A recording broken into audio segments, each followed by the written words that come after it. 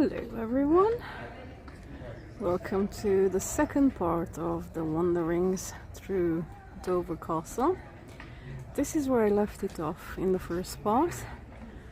This is in the center of it, the Bailey or the Great Tower. It's a very interesting episode, so make sure you check it out if you've not seen it yet. But let's continue and see the other buildings because there's still a lot more to see. So let's go.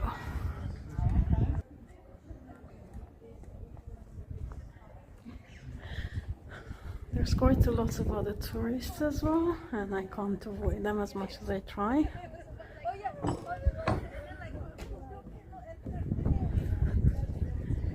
Okay, this is the green, where there used to be loads of smaller buildings, probably all made of wood or other easily degradable materials. You can see some cannons in the... They're posted all around the wall. But where I want to go is that way. So let's go there. You can see a cottage looking like building, and behind it a church and a tower, and I'm curious to show you that. It is a beautiful day,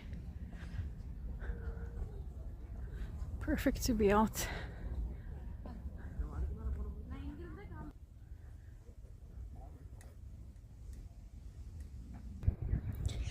Now that I think is the old battery tower, and then let's go back to what I wanted to show you is these two buildings.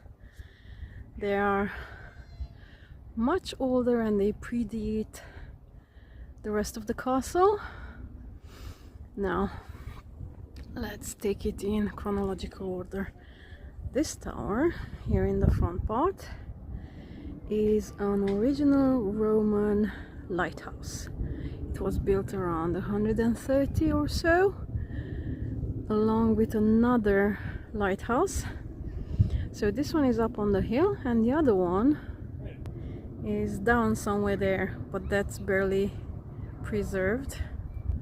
This one, of course, it went through various stages of bettering and abandon, and then it got loved again, and then when they built the church next to it, which is called today St. Mary in Castro, that was built around 1000 or so for an Anglo-Saxon community, and they turned the lighthouse into the bell tower or belfry, and the two of them have more or less happily lived together since. I think it's a beautiful thingy that goes together.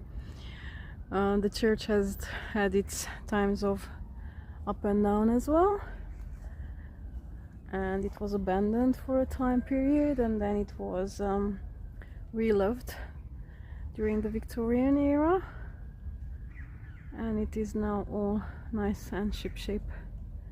I'm not sure if it's open. I'll go and have a look. Maybe we can see it from the inside as well. I forgot to tell you that this Roman lighthouse is only one of 3 in the world that are still standing, and it is also the tallest Roman building on the UK territory. We have the buildings and things left like Hadrian's Wall, but none of them is as tall as this. So that's pretty cool. It is open, so let's go in.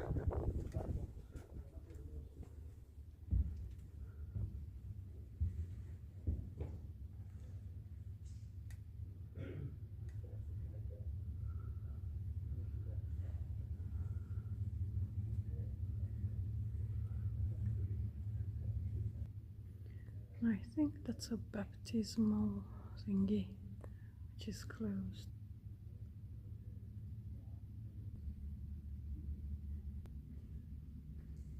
Now blocked. It's one of the original Saxon doorways.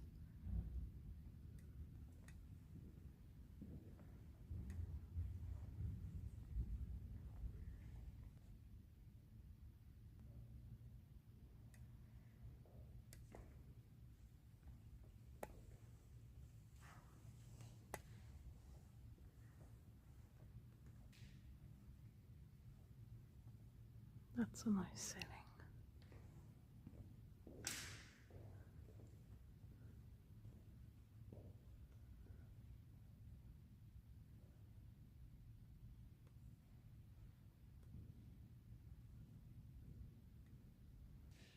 And this is the military chapel of St. Michael the Archangel.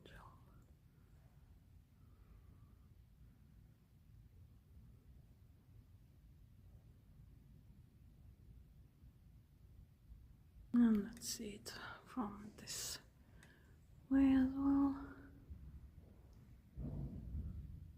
It's a beautiful church.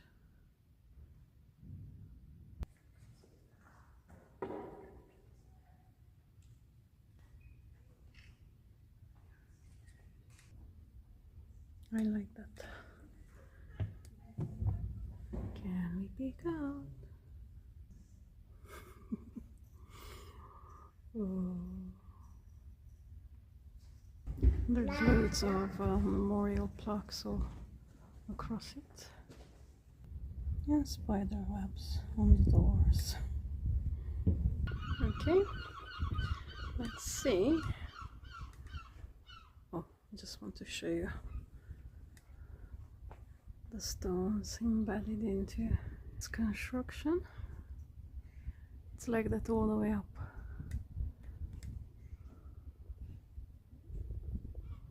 And let's have a little peek inside the lighthouse.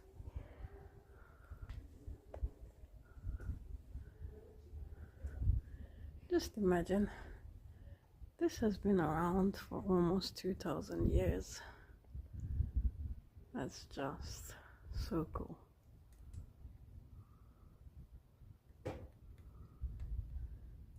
Of course, I would like to see it functioning, but as that's not possible, I'll just imagine it.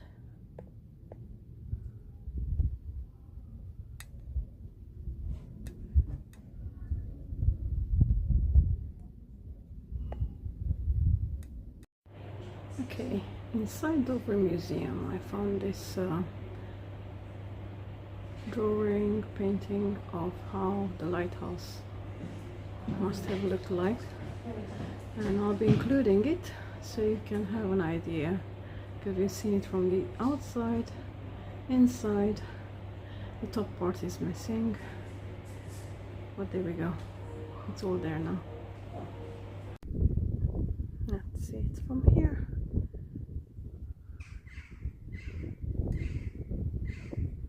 And let's continue exploring the rest of it. Okay, this is such a beautiful site that I must include it again in this video as well. That's where we started off from, and I will be heading to my left. But before I do that, I have to include some flowers and little creatures, because my video wouldn't be my video if I don't do that. Can you see how it's foraging for yum yum bits? Completely dunked his head in it. There's loads of gates around the castle walls. I forgot what this one is called, but we are going through it. Okay, I just read it's called Colton's Gate, and it guarded the gate to the Middle Bailey, which we just saw, and it was probably built for King John. And King John is the naughty King John of the Robin Hood era.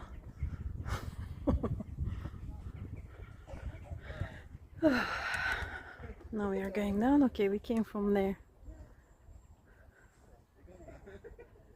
You can see it from this side as well. Okay. Okay, that's where we came from. Yes, exactly. I'm just making sure I show you all the bits from whichever angle possible. I love this green. Okay, so this road is taking us towards the secret wartime tunnels, which I hope we can visit, and also the First World War fire command post. So we are skipping through history from Roman times, Saxon times, up to the last century. A lot has happened here. If you are interested, you can read out about it. I tried to mention a few bits and bobs, but there's just too much to share.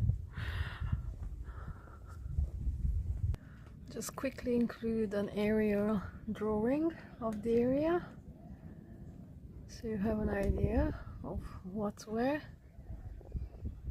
You don't need that anymore, do you? No, that's yours. Sorry. Now, before proceeding to the tunnels, I just wanted to show you this. Ta-da! What you see is the defense line and where the boats are coming and going. You can see a cruise ship.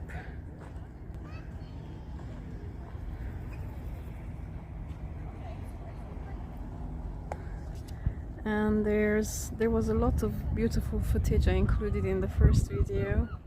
Again, just go check it out. But it's wonderful. And we can see all the way to France. Look at that. I don't know if it will show on the video, but I can certainly see it with my own eyes. Which is crazy. It's 30 something kilometers to there. Port of Calais.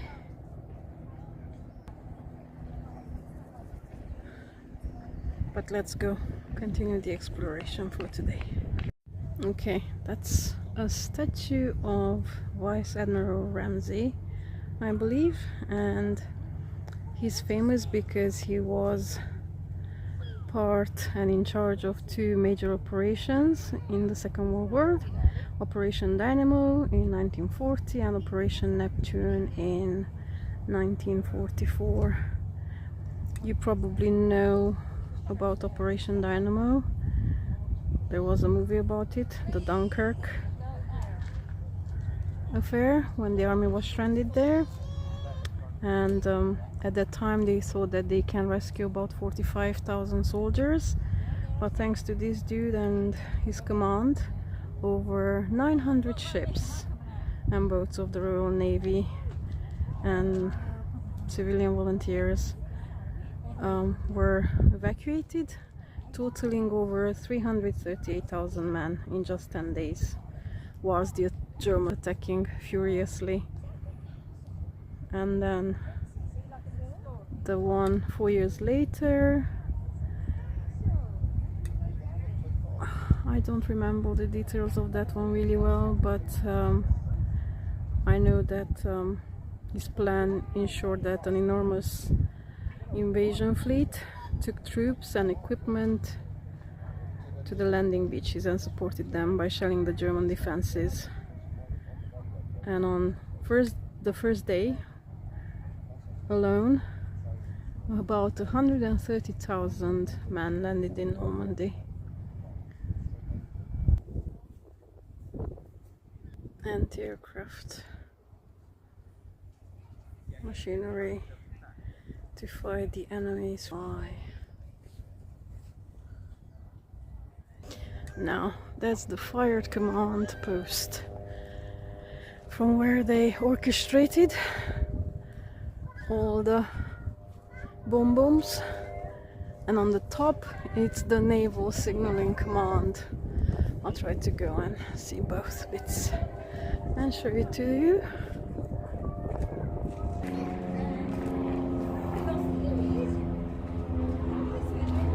Okay. Which way? Fire command post.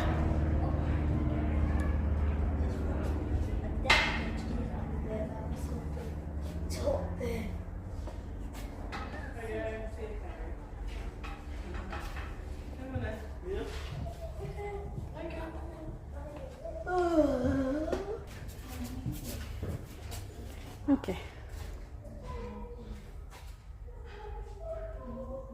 This is where all the brain work was done.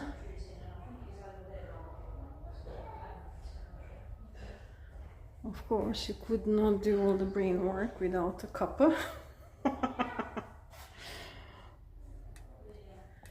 You can see the phone post thingy. Okay, they're not letting us go all the way in. But just thinking of all the things that happened here, all the decisions. And from there, you can see onto the sea and all the incoming ships and airplanes and whatnot. Oh, and this is a cool one. Calculating the perfect, well, not perfect, but the locations of everything with degrees and all. I don't know what it's called. My brain is a little bit jumbled up and I'm getting a bit tired and I need a coffee. Just show you one of the dudes, Captain Hawk, and one of the new battle airplanes, Fritz, and some explosives. There's more up there.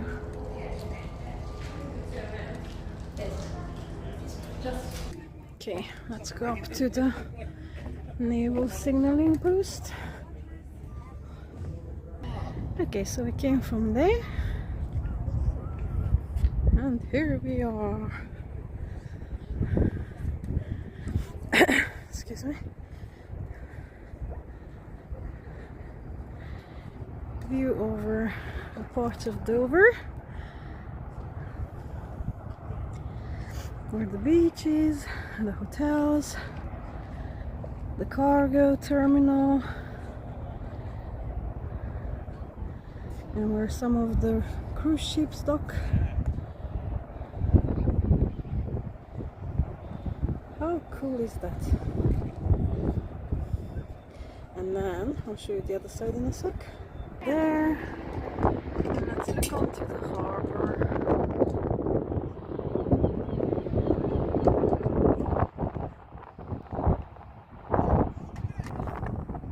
Wind is stronger up here.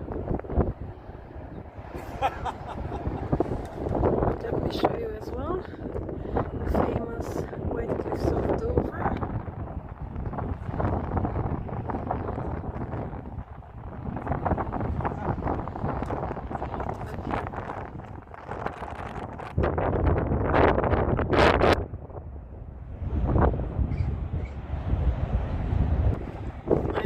Told that it was foggy the last few days, and today it's not, so we can see far in the distance.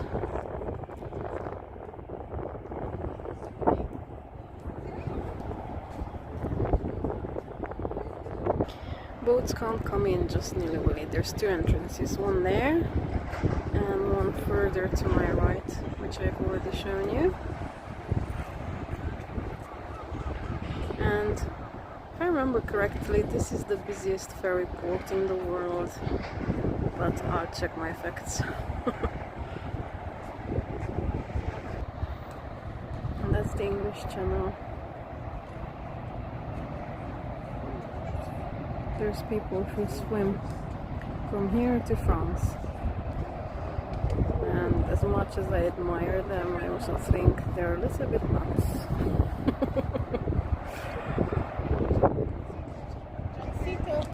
Okay, I hope you enjoyed those amazing views. I certainly have. Now I'll be walking down to find the tunnels. These are the World War tunnels. There's also medieval tunnels in the belly of the mountain, but those are not to be visited. They are closed, I think. They're trying to fix bits. As I'm descending, just have to show you this again. I just can't have enough of all these amazing views. Okay, waiting to go in.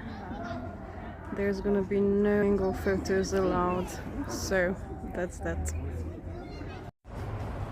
Right, I'm out of the tunnels. And we are further closer to, how can I show this? There we go. This is very, very interesting. It's kind of a shame that we were not allowed to film or take pictures. I thought it's a 20-minute tour, but it turned out to be an hour's tour. So there we go. It was worth it. It's really cleverly done with projections onto tunnel walls. The tunnels are actually much higher and wider than I thought they might be.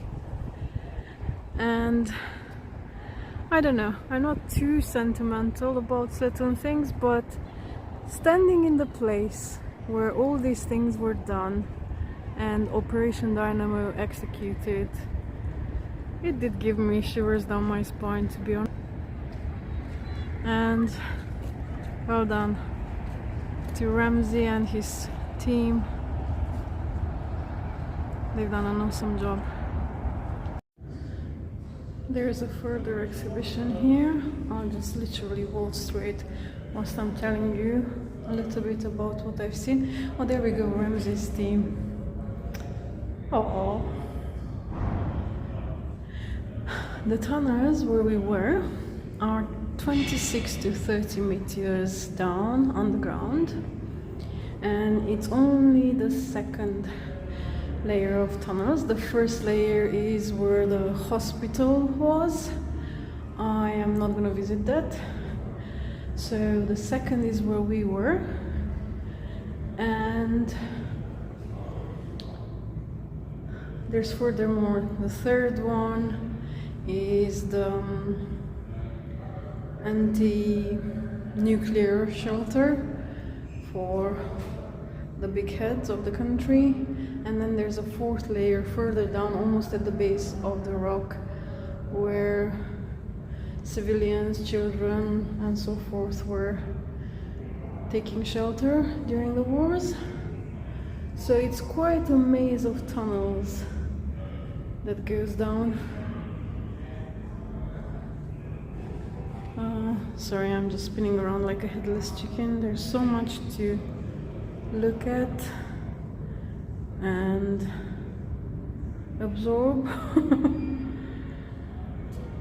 What I can say is that it was definitely worth going for that tour, and if you do come to visit Dover Castle, even though you might get really tired, I still recommend doing that one, because you'll have a different understanding of how things operated and were done.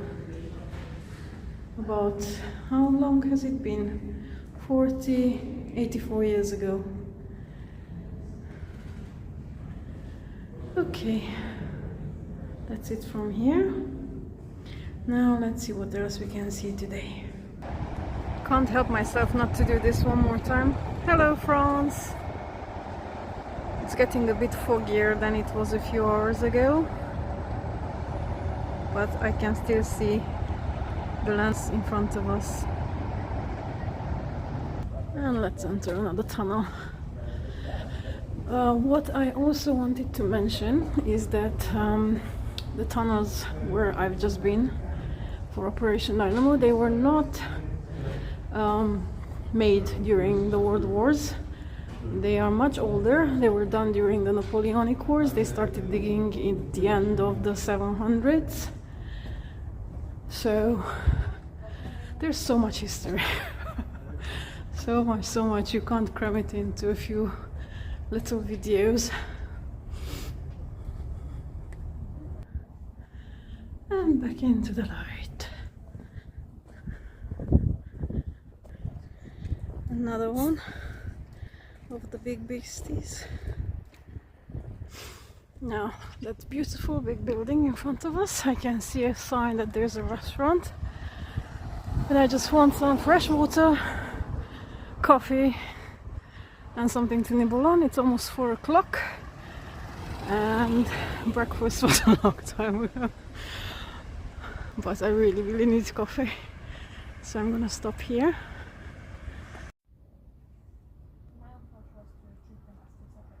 Blackcurrant jam, butter and scone and coffee, because there was no more hot food left. It's nice though. Righty-ho. I came from all the way at the bottom, had my little coffee and scone, and I feel like I have a bit of more energy. So let's see what else. I circled around and I am back a little bit further away from the old lighthouse. I did ask a person who works here to check that the medieval tunnels are indeed closed, and they are. They will be reopened later in the year, but I don't think I will be back this year here. Maybe in a few years' time. There's so much to see and explore within the United Kingdom that it's almost like endless. And I have been here, I don't quite remember, but many years ago, more than 15.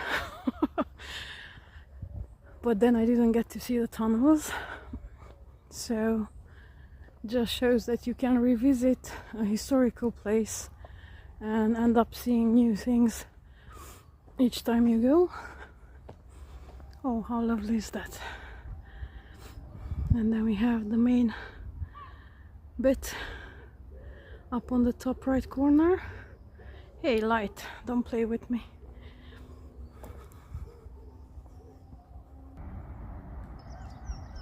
When I finish here today, I would like to end the day down there at the beach by the sea. Just sit down and chill. It's been a lot of walking, and it's obviously, as it is on a hill, you go up and down and up and down. Proper good workout. Plus, this is my 3rd day on a castle tour. If you got to see my previous videos, I filmed one in Dill, one in Walmer, and today it was Dover's turn. And tomorrow I'll be exploring more of Dover, because there's more to this town than the castle. And as I'm panning around, I just spotted a bunch of 4-legged friends there. I hope they show. I think there are some lovely sheep grazing on the side of the hill. They're scattered, there's more. I can't reach any further. I don't want to drop my camera down there. Oh, what a lovely surprise you are. Haha. Thanks for turning up. And once again going through the gate.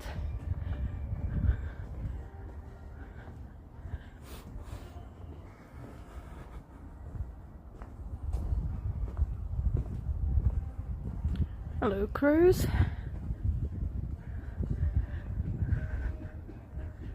What's happening up there, I wonder? I can hear military music.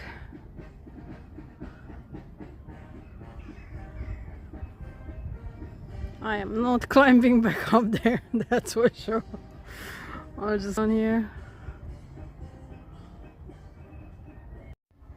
Well, the music continues to play.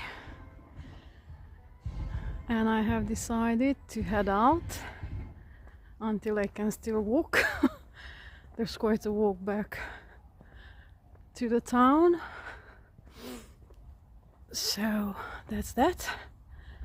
I hope you enjoyed this 2-part series about Dover Castle. I surely did. I am so happy I came here. And also I encourage you that if you decide to visit more than one castle during your holiday, do sign up with English Heritage, because you will end up saving a ton of money. Because all these entrances add up, and this one in particular I think is quite pricey. I don't want to come up with a crazy number, but it's around £30 or so, and then you add in others and it just gets quite dear. So English Heritage is the way to go, plus they do an amazing conservation work,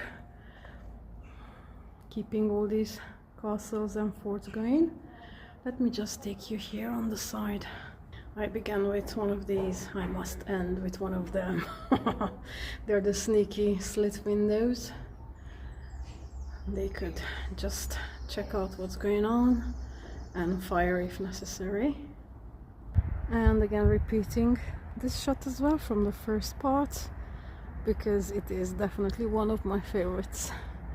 Flowers and castles, the perfect combo for me. Now first I need to go down and then up and then down, and it just goes on and on. Anyway, I'm not rambling on anymore. One more time, I hope you enjoyed this amazing wandering. It was for me. And I wish you all a lovely, lovely day wherever you are. Please leave your comments, questions, whatever you will that is positive and constructive. Thank you. Bye from Dover Castle.